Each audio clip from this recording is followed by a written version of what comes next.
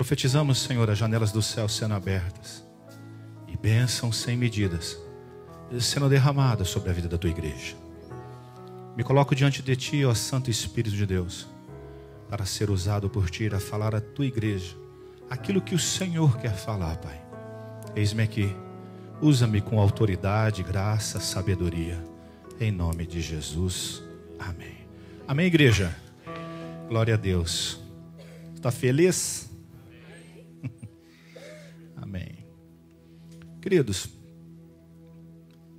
você já parou para pensar algum dia assim de como que será o céu?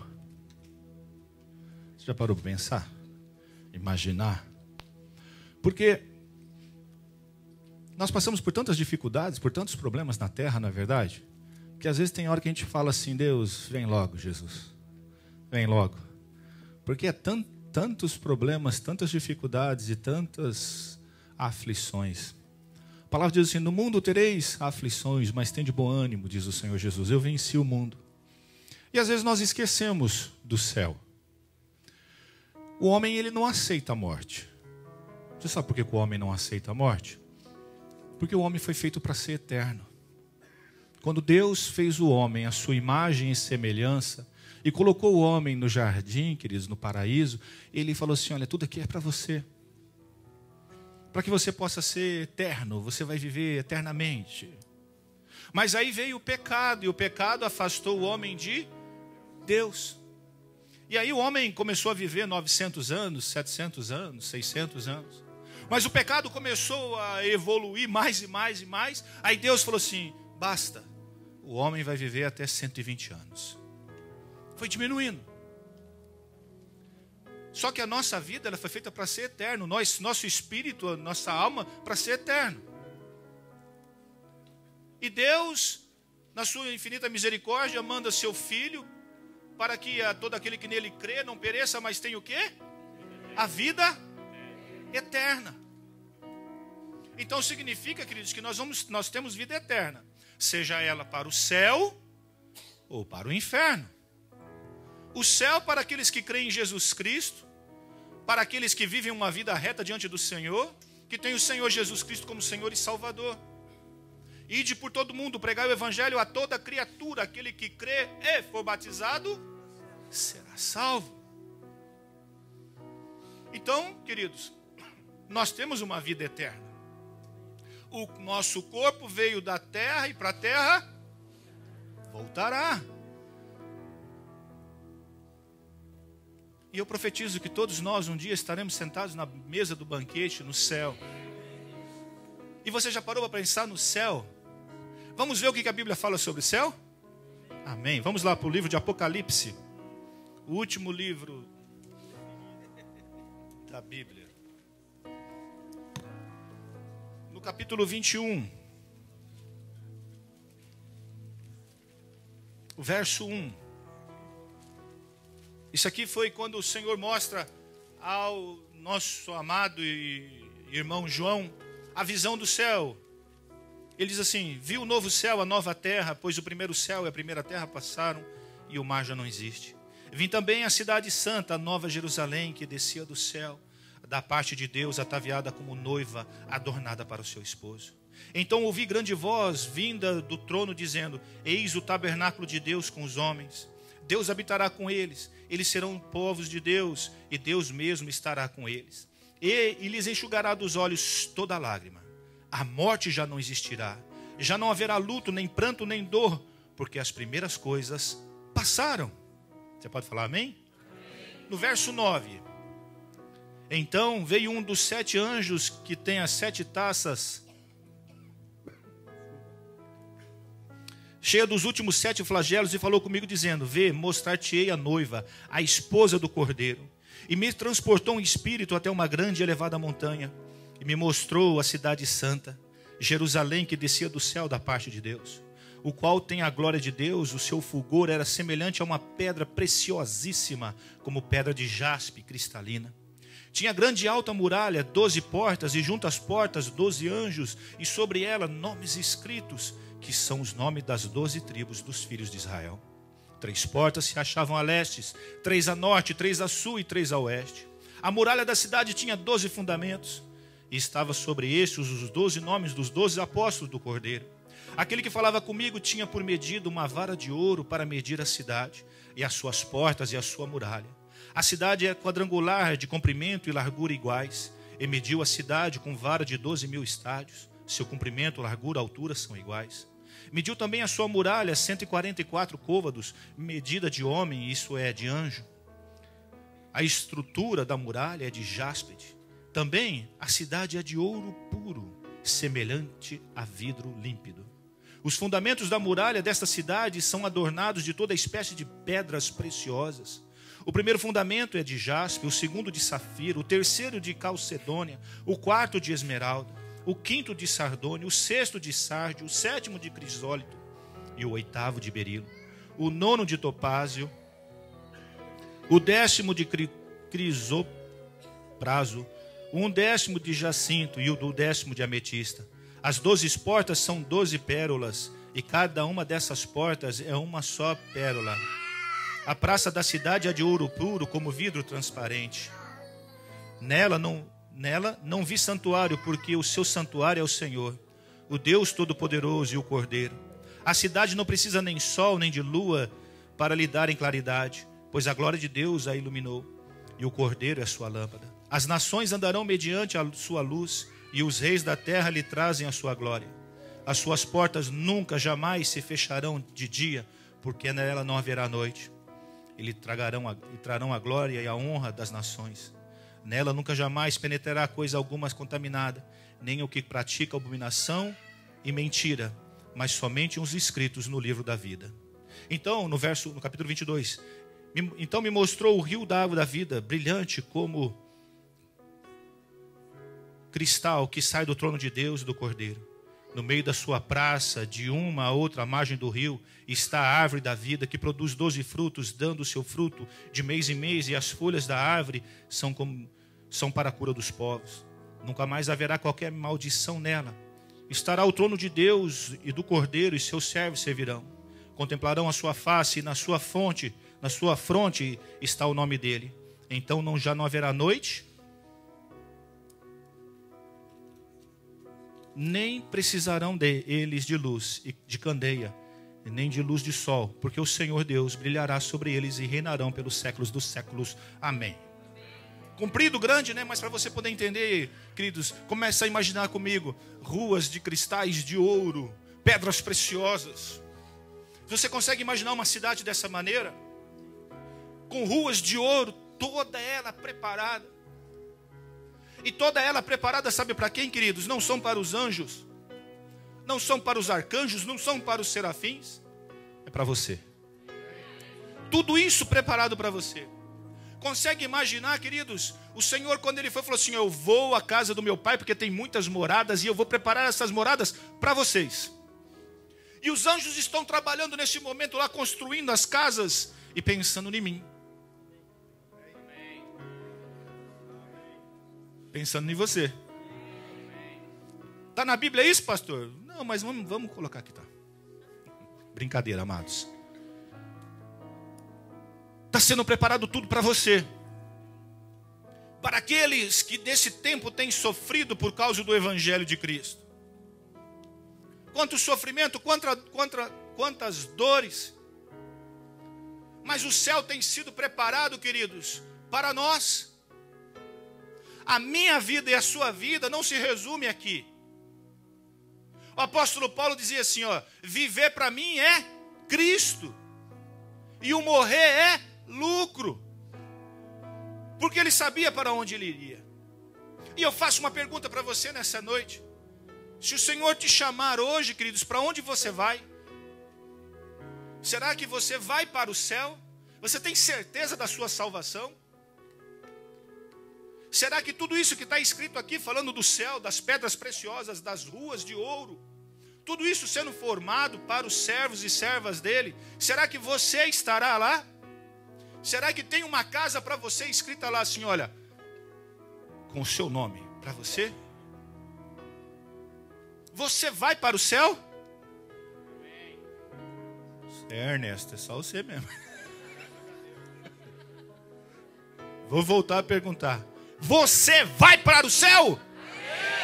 Faltou um pouquinho de emoção.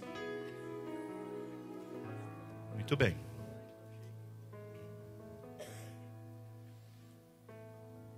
João capítulo 5, verso 24. João 5, 24.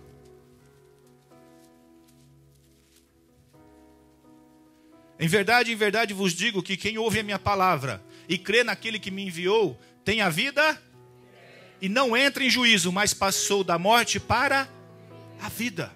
Aquele que crê em Jesus Cristo como Senhor e Salvador, queridos. Deus nos deu a vida eterna. O corpo volta para a terra, mas o espírito, a alma é eterna. João 14, 2. João capítulo 14, verso 2.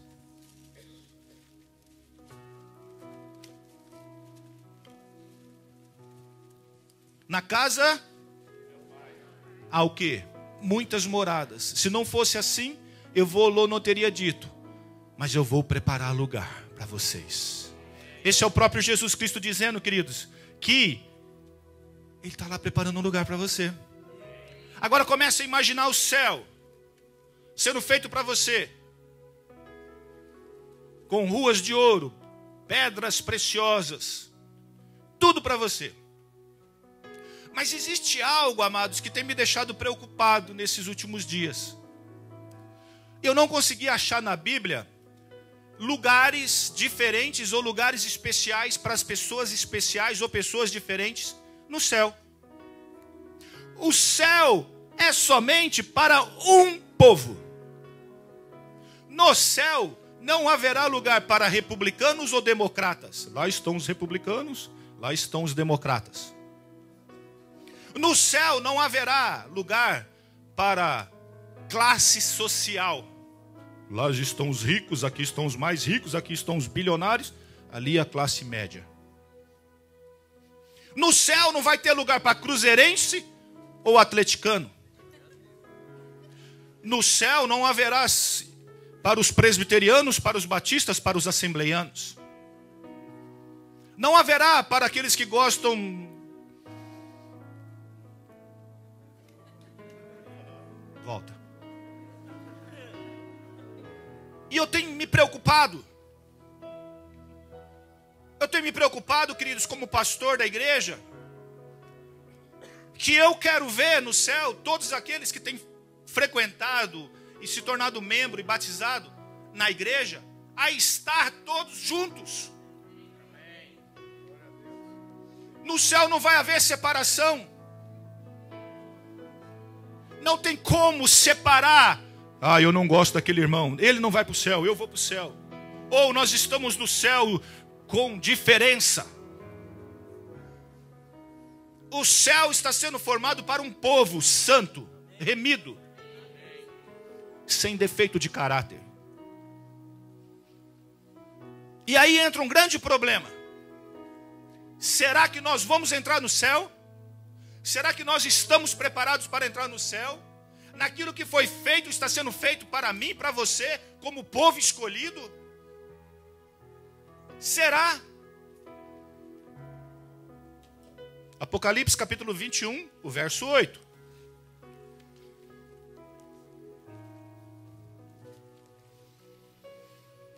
Quanto, porém, aos covardes, outras traduções diz tímidos, aos incrédulos, aos abomináveis, aos assassinos, aos impuros, aos feiticeiros, aos idólatras e todos os mentirosos, a parte que lhe cabe será no lago que arde como fogo e enxofre, a saber, a segunda morte.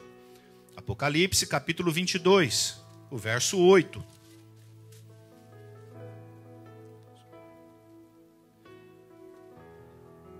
Eu, João, sou quem ouviu e viu essas coisas, e quando as ouvi e vi, prostrei-me ante os pés do anjo que me mostrou essas coisas para adorá-lo.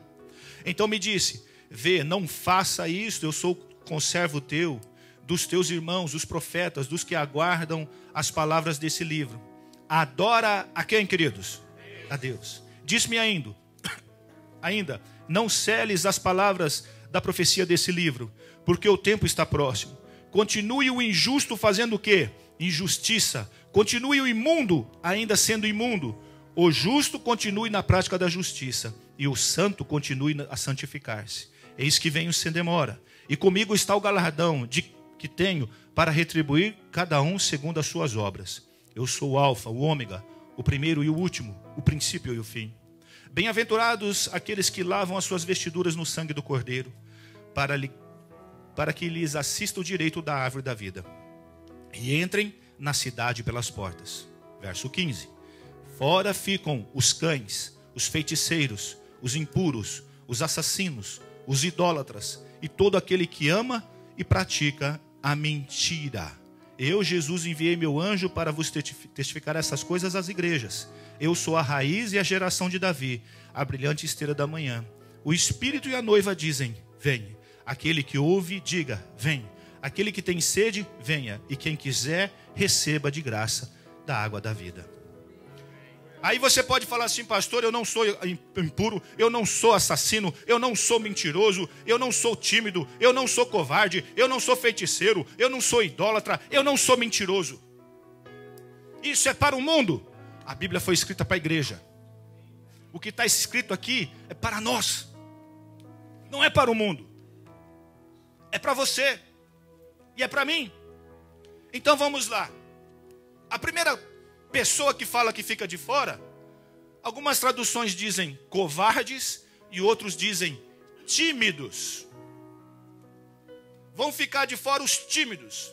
Vão ficar de fora os covardes. Quantos covardes nós temos no nosso meio, quantos tímidos nós temos no nosso meio, que não tem coragem de falar de Jesus Cristo, que não tem coragem, não tem fé suficiente para fazer a obra de Deus. Quantos agentes secretos de Deus nós temos no nosso meio? Quantos, queridos, que não fazem a obra de Deus? Quantos que têm vergonha? Não tem vergonha de dançar qualquer coisa lá fora, mas tem vergonha de falar do nome de Deus. Não tem vergonha de encher a cara de cachaça, mas tem vergonha de falar de Deus. Não tem a vergonha de encher a bufa de maconha, mas tem vergonha de falar de Deus. Prestam-se ao ridículo, mas não falam de Deus. Mateus capítulo 8, verso 22, 26.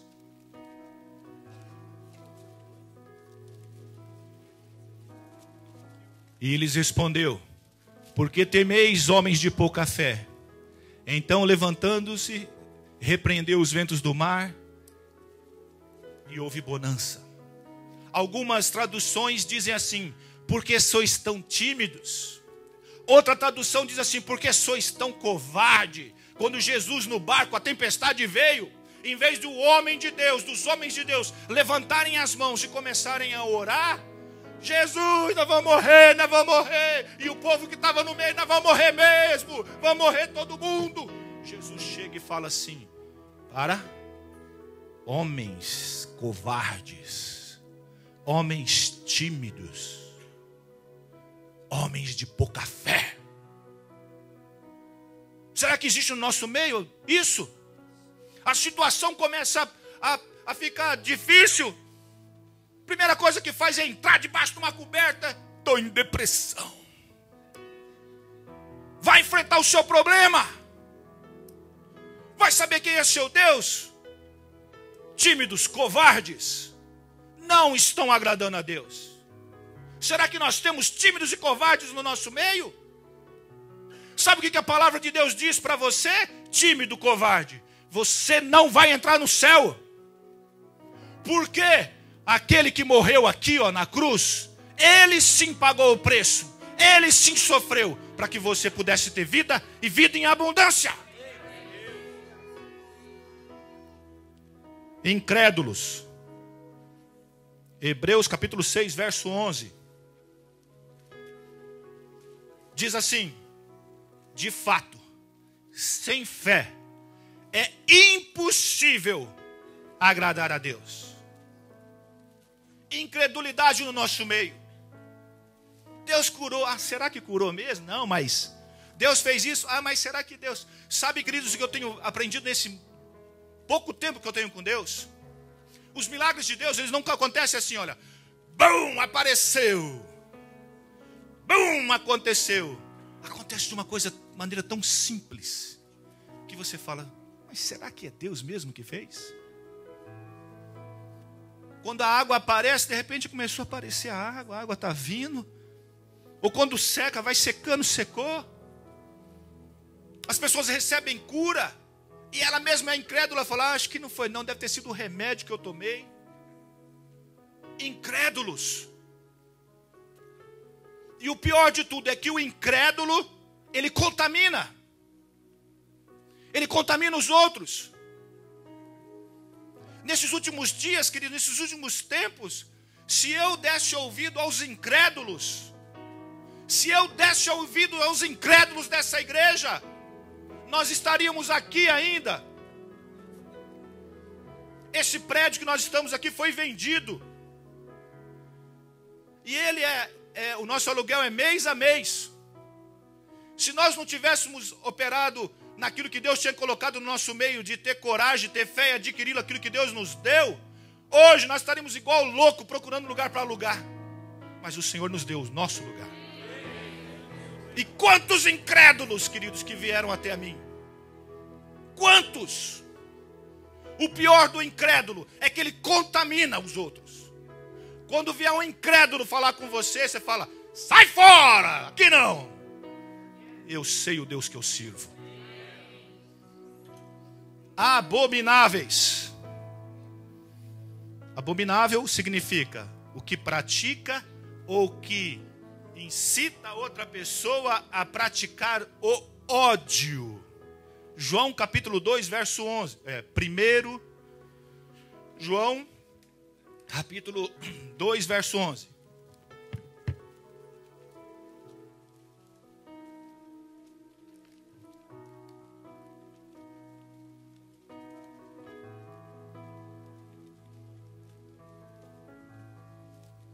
Aquele que odeia o seu irmão está na onde? Repete, igreja. E anda e não sabe para onde vai, porque as trevas lhe cegaram. Aquele que odeia o seu irmão está em trevas. Abominável. Quantas pessoas que tem, queridos, dentro da igreja que odeiam um outro. Quantas famílias que têm irmão entre eles que se odeiam. Quantas pessoas que têm ódio. Eu não consigo entender ódio. Quantas pessoas dentro da igreja que não se cumprimentam. Quantas pessoas, quantas famílias destruídas de pessoas que têm ódio, que não sabem liberar perdão. Tem ódio no coração. A palavra de Deus diz que anda nas trevas. Você acha que você vai para o céu tendo ódio no coração? A Bíblia fala que você está em trevas. Sabe, querido, se você não liberar perdão e se você não tiver seu coração puro, não vai para o céu. Será, queridos, que nós nos encaixamos nesse daqui que não vai para o céu? Algo que está sendo feito maravilhoso para a igreja. Ruas de ouro, pedras de preciosas. Não haverá mais choro, nem pranto, nem dor. Sabe, Cris, eu não sei, de repente, quando começa a semana, quando vai terminando a semana, eu não sei se você sente aquele peso nas costas, que você fala assim, meu Deus, que peso é esse? O que está acontecendo comigo? Oh Deus, oh céus, oh vida. E começa, não consigo nem respirar. Esse peso vai ser retirado. Você não vai sentir dor. É paz e alegria. Mas será que nós não estamos nos encaixando nisso aqui? Assassino. Ah, não, pastor, assassino não, porque eu nunca matei ninguém. Esse aí eu estou livre. 1 João capítulo 3, verso 15. Vamos lá. 1 João 3, 15. Todo o que odeia o seu irmão é o quê? Ou assassino. E vós sabeis que nenhum homicida tem a vida eterna permanecendo nele. E outra tradução diz assim: assassino. Quem odeia seu irmão é assassino. E vocês sabem que nenhum assassino tem a vida eterna em si mesmo. Quantos, queridos, aqui dentro da igreja que não se cumprimentam? Quantos? Quantas pessoas que deixam de vir na igreja por causa de atitudes nossas lá fora? Palavrão, mal pagador, rouba na hora, dá mau testemunho, não tem vida de cristão, tem atrito um com o outro. Quantas pessoas que eu chego que vem para mim e falam assim, ó, é da tua igreja, eu não vou na tua igreja por causa de fulano, beltrano e cicrano. Você está sendo um assassino. E a Bíblia fala que assassino não entra no reino dos céus. Não é você pegar um revólver lá e pá, pá, pá. Quem odeia o seu irmão é assassino. Fofoquinha dentro da igreja. Oh, raiva que eu tenho de fofoca. Raiva, pode Deus. Ireis, mas não pequeis, Deus. O tal da fofoca. Queridos, presta atenção em algo. Uma coisa que eu vou falar para você. A pessoa que fofoca para você de fulano, ele fala de você para fulano. Presta atenção nisso. Quando gozado que não vem fofoqueiro falar para mim, cara. Vontade de levar para o gabinete e conversar com os fofoqueiros. Cuidado, quando o fofoqueiro chega e fala assim, você ficou sabendo? Você está sabendo? Quando vem com essa história, você fala assim, sai Satanás. Boca do capeta. É verdade, queridos. A pessoa já chega sutil. Você ficou sabendo? Você está sabendo? Não estou sabendo, não quero saber, e tenho raiva de quem sabe. Cai fora! Sabe por quê? Porque quando ela vem falar para você de uma pessoa, ela sai daqui e vai lá falar, você está sabendo do pastor ali? Fofoqueiro. Assassino. Porque para você falar mal de uma pessoa, você não tem que gostar dela. Qual que é o mandamento que o Senhor Jesus deixou? Qual? This is nice. It's not. Não é? Qual é o mandamento que Jesus deixou?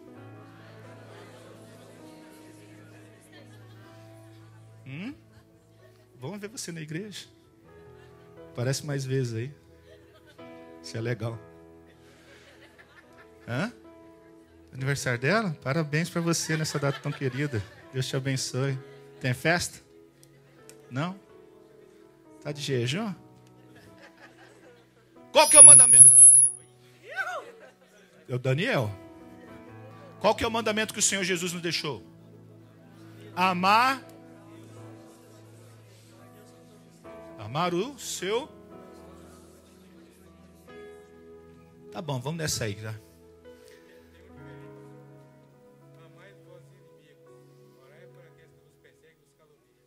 O pastor Benjamin, mas aí orar pelos inimigos, amar os inimigos, orar pelos inimigos? E o que está caluniando eu também? É de Efésio. Já pensou orar para aqueles que estão me caluniando? Esse cara está falando mal de mim, eu estou, Senhor, abençoa a vida dele. Mas ele deixou o mandamento de amor. Qual era o mandamento de amor? Ama o Senhor teu Deus e ao teu próximo como? Então se eu me amo, eu me amo. Eu não gosto de ver ninguém falando mal de mim. Se eu me amo, eu não vou falar mal de mim, eu vou falar bem de mim, né? Rapaz bonito, inteligente, simpático.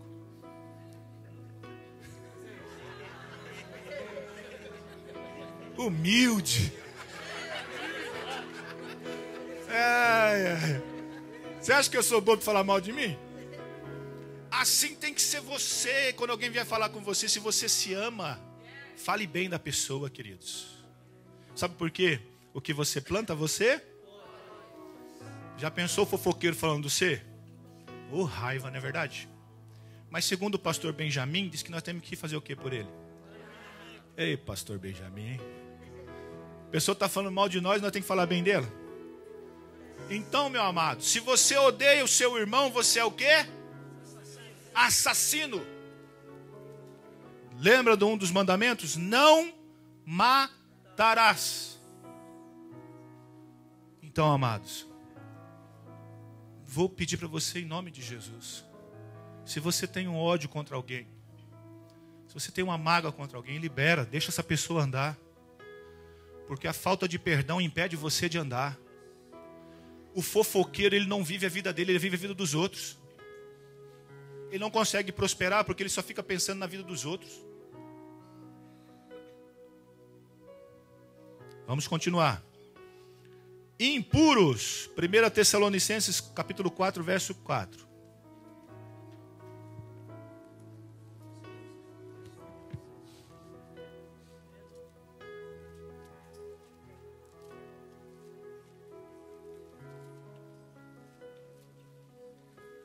Cada um de vós saiba possuir o seu vaso em santidade e honra. Sabe o que significa impuro? Sabe o que é vaso? Somos nós, né? Nós somos vasos. E nós somos feitos vaso para o quê? Honra. E o que habita em mim, queridos, chama-se Holy Spirit. Para quem não sabe, Espírito Santo.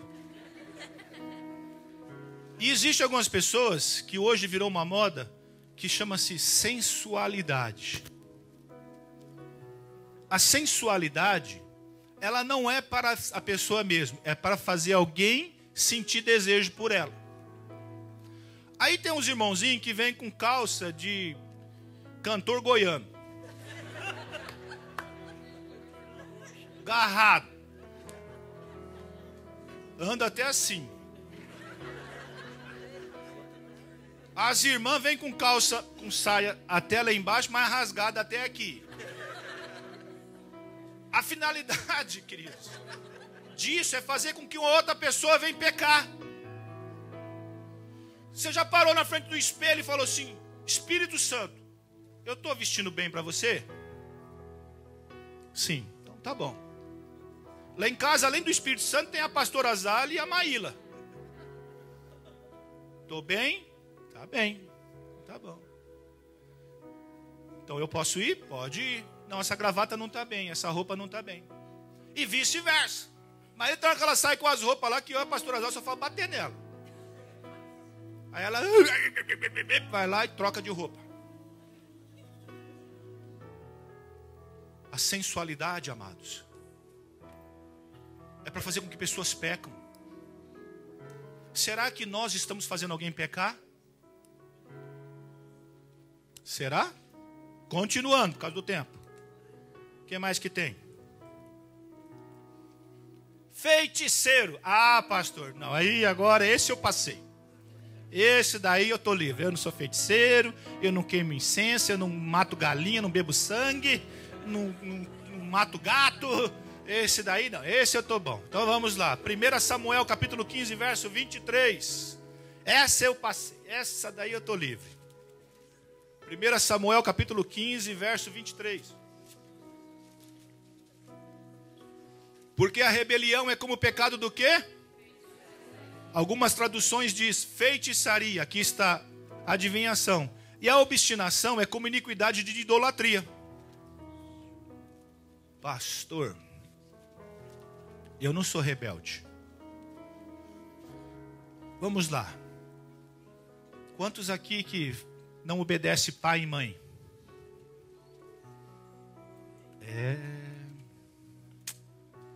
Quantos aqui que de repente começam numa fofoquinha dentro da igreja, falando de liderança?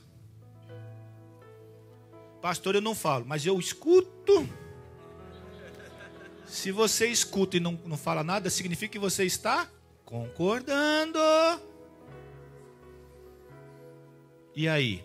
Sabe o que Deus fala para você? Feiticeiro, rebelião, pecado de feitiçaria.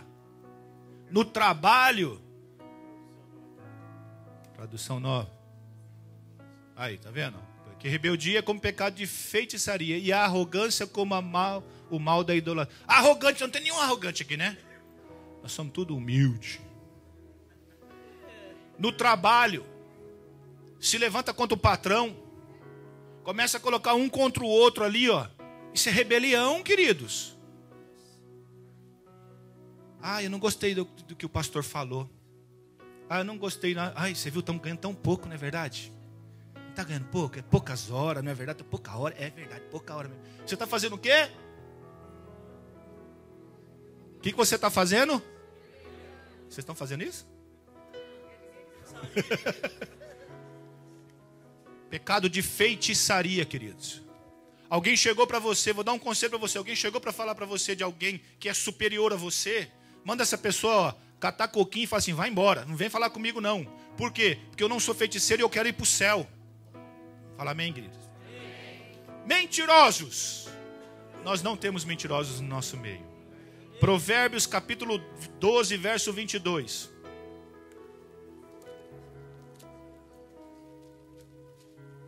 Provérbios 12, 22. O Senhor odeia